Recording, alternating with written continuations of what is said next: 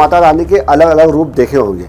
जैसे ही दोस्तों आपने नोटिस किया होगा कि आप कई प्रतिमाओं को दर्शन करेंगे, आपको फीलिंग होगी कि यहाँ पर साक्षात जगत जननी माता ही विराजमान है और प्रतिमा को देख कर ऐसा लगेगा कि साक्षात माता ही बैठी हुई है। इतनी सुंदर, इतनी अद्भुत और इतनी अच्छी प्यारी साज सज्जा, इतने प्यारे वस्त्र, सब कुछ एक नंबर का A to Z और दिखने में बहुत सुंदर।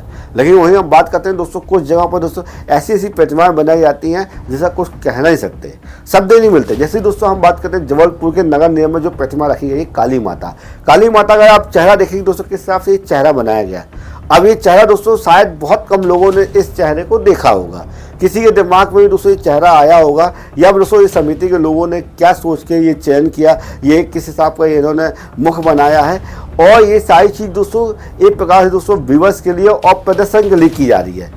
अगर काली माँ का जो स्वरूप हम बचपन से देखते आ रहे हैं वो सभी लोगों ने देखा हुआ है कि काली माता का एक्चुअल में स्वरूप क्या होता है, लेकिन दोस्तों इस हिसाब की प्रतिमाओं का निर्माण करना क्या सही है क्या गलत है ये समिति के लोग ही जान सकते हैं। और वहीं हम बात करते हैं दोस्तों 51 फीट की माँ दुर्गा के, जो कि बरेला के बमनी में।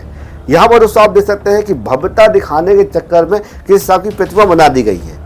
दोस्तों आप खुद देख सकते हैं कि भव्यता के चक्कर में इन्होंने माता रानी का जो चेहरा बनाया हुआ है ये साफ साफ झलक रहा है देखने में कि माता रानी कुछ कहने चाह रही है। हो सकता है दोस्तों माता रानी के चेहरे में समझ में आ रहा है कि माता रानी थोड़ा सा रुष्ट है, गुस्सा में है या फिर दोस्तों नाराज अवस्था में है। ये चेहरे के दोस्तों आप इंप्रेशन से ही समझ सकते हैं।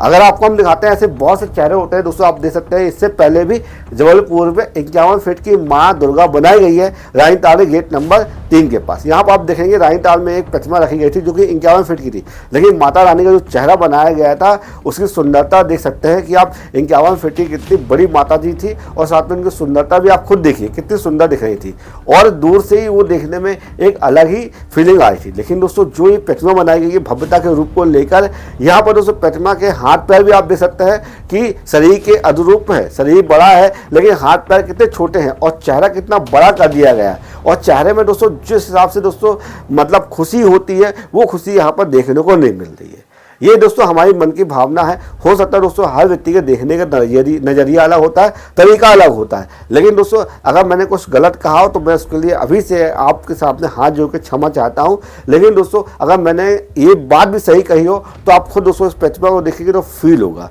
कि आप भव्यता के चक्कर में दोस्तों प्रतिमा के साथ किस हिसाब से खिलवाड़ किया गया, ऐसा नहीं करना चाहिए। आप एक छोटी प्रतिमा भी रखिए कि तो लोग देखने आएंगे।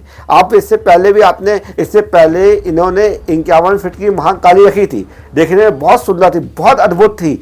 और लेकिन दोस्तों क्या हुआ, इनकी एक गलती की वजह से दोस्तों विसर्जन से पहले ही माता काली के पंडाल में आग लग गई और पूरी काली माता उस बार जल के राख हो गई थी। कितनी बड़ी बात है दोस्तों, कितनी दुख की बात है दोस्तों कि माता काली का आप विसर्जन करने की सोच है और विसर्जन करने से पहले ही पंडाल में आग लग जाए। कुछ ना कुछ तो हमसे गलती हुई है या हमने कुछ ना कोई ऐसी गलती करी जो नहीं करना चाहिए थी।